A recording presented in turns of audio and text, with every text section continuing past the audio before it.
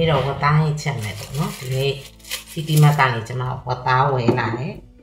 ဝတ်သားဟင်းချက်ပါပါမယ်ဝတ်သားလေးကိုခရမ်းကျင်လေးနဲ့ချက်ပါမယ်အရင်ဆုံးဝတ်သားဆေးပါမယ်နော်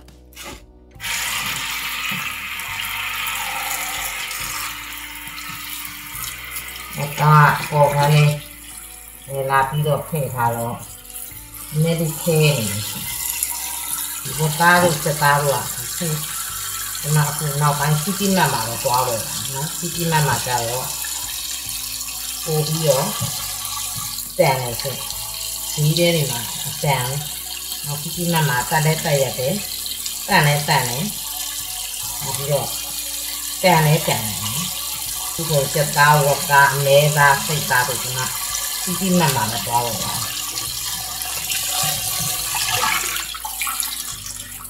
ဘာကိုစင်အောင်ရေဆေးပြီးတော့ရေစင်အောင်ဆက်ပါနော်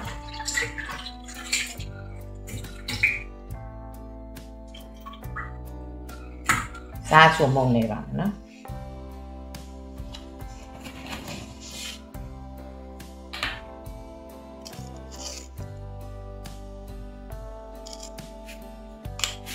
ဒီစနေနေ့ထည့်ပါ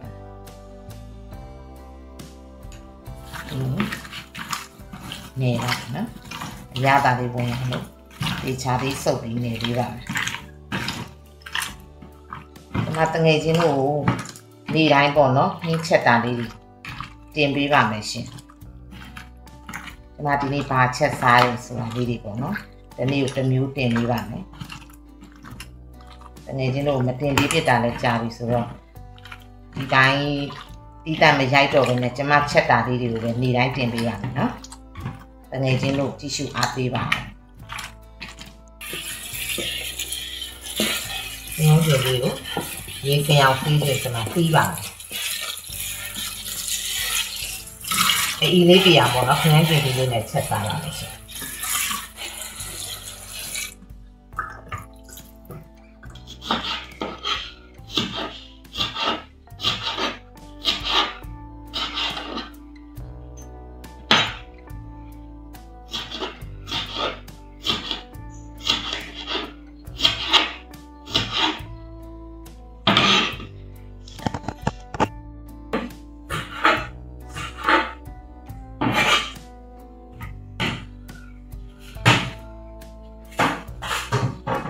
ရင်ဆုံး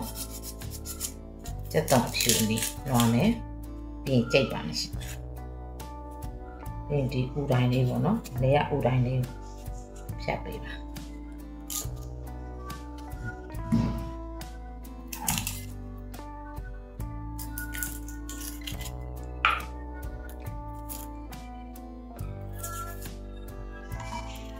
ကျွန်မစက်တော့ကိုနှိမ့်ချက်လို့ရှိရင်ကြီးလို့ရှင်တလုံးပေါ့နော်တအားကြီးလို့ရှင်ကြက်သွန်အနီကိုတကယ်လို့ကြက်သွန်ကဒီလိုမျိုးအနေတော်ဆိုတော့ကျွန်မနှလုံးသုံးတယ်တစ်ခါတည်ကြလဲကြက်သွန်များမယ်ဟင်းဆိုရင်တော့သုံးလုံးသုံးပါအခုကတော့ခရမ်းကျင်ပြီးပါတဲ့အတွက်ကျွန်မကြက်သွန်အနီကိုနှလုံးပဲသုံးပါကြက်သွန်ဖြူကတော့4-5 မှွာလောက်ထည့်ပါရှင်ဒီဒါလေးကိုရေဆေးပြီးကြိတ်ပါနော်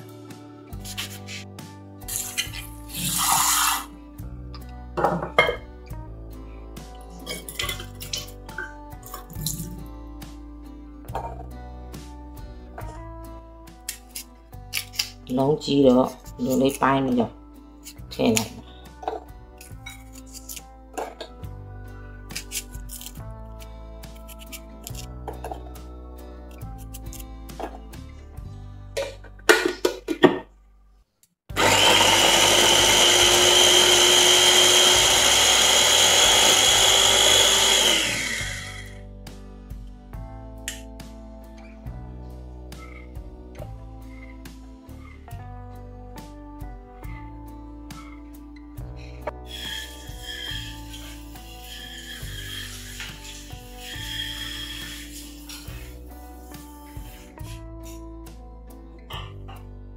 အရင်ဆုံးစီထည့်ပါစီပူလာပြီဆိုရင်တော့ကျွန်မစက်တော့စီအမီတော့ချိန်ထားတယ်စီအမီထည့်ပါ ဒီနဲ့ကျွန်တော်ခင်းထည့်ဒီနေ့ကိုကျွန်မအသားနေတဲ့ခါမှာလည်းထည့်ထားတယ်ဒီမှာလည်းထည့်ပါမယ်နော်အရောင်လေးလှအောင်ငင်းအရောင်လှအောင်အားလုံးထည့်ကြာလေးဒီတက်ပါနော်ခင်းချက်တဲ့ခါမှာဒီတက်တာအရေးကြီးဆုံးပါဟိုလုံးချက်ရင်လည်းချက်ပေါ့နော်လုံးမချက်လို့ဒီတက်ချက်မှာဆိုရင်တော့ဒီတက်ရင်ကြာလေးတက်ပြရအောင်ပိတ်ရှိရှိပေါ့နော်ဒါမှသာဟင်းရဲ့အရာကဟိုစားကောင်းပါနော်ဒါချက်တုံလေးတွေနည်းနည်းလေးရဲလာပြီကြာလေးလည်းဒီတက်ပြီးဆိုရင်ကျွန်တော်ငရုတ်ပြီးအစိမ်းမှုထည့်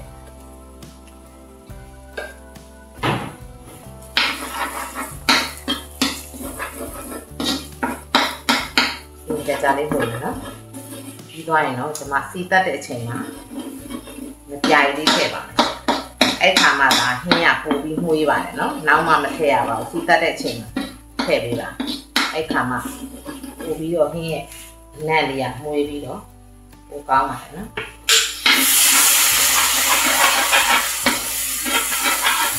ဟင်းခါမုတ်လေးနည်းနည်းထည့်ပါ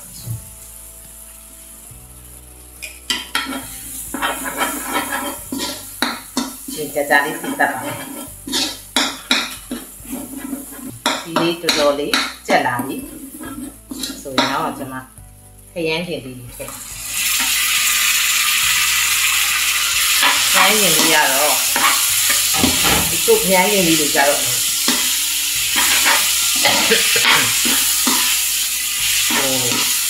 နင်းတယ်ပေါ့နော်အဲတချို့ခရမ်းချင်လေးကြတော့လည်းမာတယ်ဖြစ်အဲ့တော့နည်းနည်းလေးအချိန်ပေးပြီးတော့ခရမ်းချင်လေးတွေနည်းနည်းလေးနုံးအောင်ပေါ့နော်ဝေလေးပါရှင်ဒီမှာဗီဒီယိုရိုက်တာမှာ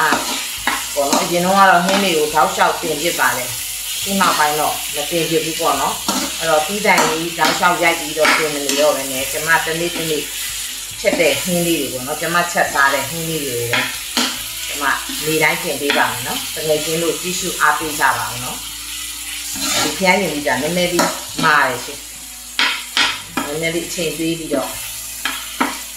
နူးအောင်ပေါ့နော်အချိန်ပေးပြီးတော့နည်းနည်းလေးနှိုးပေးရတယ်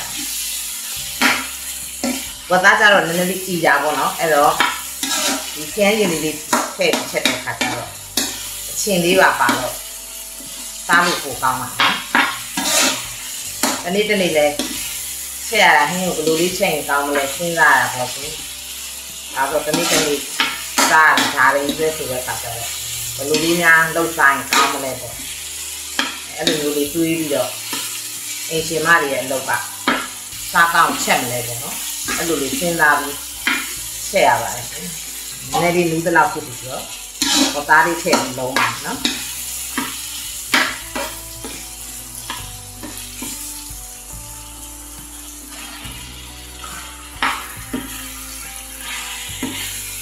ကြာလေးလုံးပါမယ်စားပြီးလုံးတဲ့အခါမှာကြာလေးလုံးပေးပါနော်အဲ့တော့ဟင်းရဲ့အရာကိုထားကောင်းပါနော်ချိန်တော့နည်းနည်းယူရပါမယ်ရှင်လုံးနေတဲ့အချိန်မှာကိုပတ်တိတော့ခလေးကိုလှန်ပေးပါနော်အင်းချက်တဲ့အခါမှာကျမတို့အင်ရှင်မတွေကစိတ်ရှိရှိလေးနဲ့ကြာလေးစိတ်ရှိရှိလေးသေချာလေးချက်ပြီးဟင်းရစားကောင်းပါလေနော်ကျမတို့ဒီဝတ်သားလေးချက်လိုက်တယ်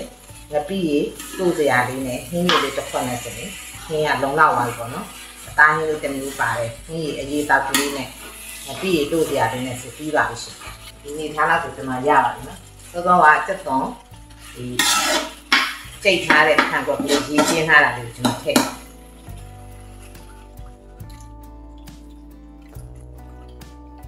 ဒီကနဲပါသေးတယ်နော်ဟုတ်ကဲ့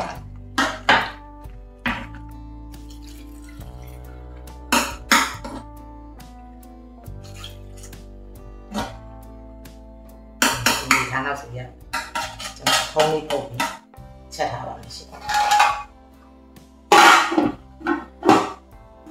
ဖုန်းလေးဖွင့်ပြီးပြန်ပေးပါမယ်နော်အဲ့လိုရေလေးနည်းနည်းခန်းတဲ့အထိပေါ့ကျမတို့ဖုန်းလေးဖွင့်လိုက်ပိတ်လိုက်နဲ့ငွေပြီးတော့တည်ပေးပါမယ်နော်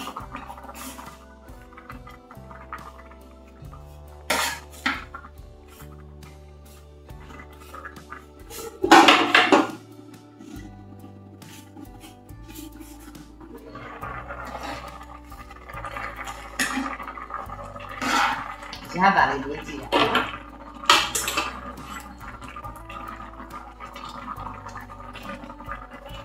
နည်းနည်းပေါ့စားလေးနည်းနည်းထည့်ချင်းလေးနည်းနည်းလေးချင်းအောင်ပေါ့နော်ဒီမှာမပြရင်မထည့်ပါဘူးစားလေးထည့်ပါနည်းနည်းလေးလည်းပေါ့လို့ပေါ့နော်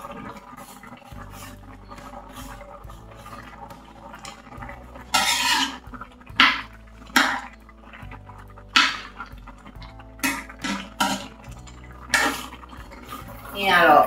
အရသာတော့ကိုယ်စိတ်ကြိုက်ပေါ့နော်ပေါ့စားတဲ့လူကလည်းပေါ့ပေါ့နော်ငန်စားတဲ့လူကြတော့လေနည်းနည်းငန်လေးထပ်ထည့်ပေါ့အရသာတော့ကိုယ်စိတ်ကြိုက်ချက်လို့ရတာနော်ကျမတို့မိသားစုကြတော့နည်းနည်းအလေးစားတယ်ပေါ့အလေးစားတော့နည်းနည်းလေးပေါ့လို့ရှိရင်အဲ့လိုငန်လေးနည်းနည်းထပ်ထည့်ပါ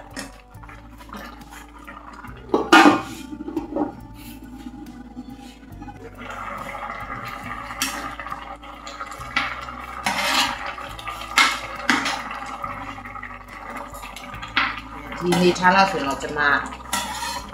ချလိုက်ပါနော်တကယ်ချင်းတို့ကတော့ဟိုစီပြန်လေးပေါ့နော်နည်းနည်းရီကြံတာမကြိုက်ဘူးစီပြန်လေးစားကျင်တယ်ဆိုရင်တော့နည်းနည်းရီနည်းနည်းကြံမှချပါနော်ကျွန်မကတော့ဒီရီလေးစမ်းစားတာကိုကျွန်မကြိုက်တဲ့အတွက်ဒီနေထားလို့ဆိုရင်ကျွန်မချပါနော်ဝါခန်းကျင်လေးနဲ့ဆိုတော့ဝတ်သားကနူးလဲနူးညံ့နေရှိအချင်းလေးပါတဲ့အတွက်ဝတ်သားကနူးညံ့ပါတယ်နော်ဒီနေထားလေးဆိုကျွန်မပိုကြိုက်တယ်နော်အရေးအဲ့ဒီအရေးကိုစမ်းစားတာပိုကြိုက်ပါတယ်ရှင်အဲ့ဒါလေးနဲ့ငပိချက်ကလေးနဲ့တိုးစရာလေးနဲ့ဆိုအရန်ထမင်းမိန်ပါတယ်ရှင်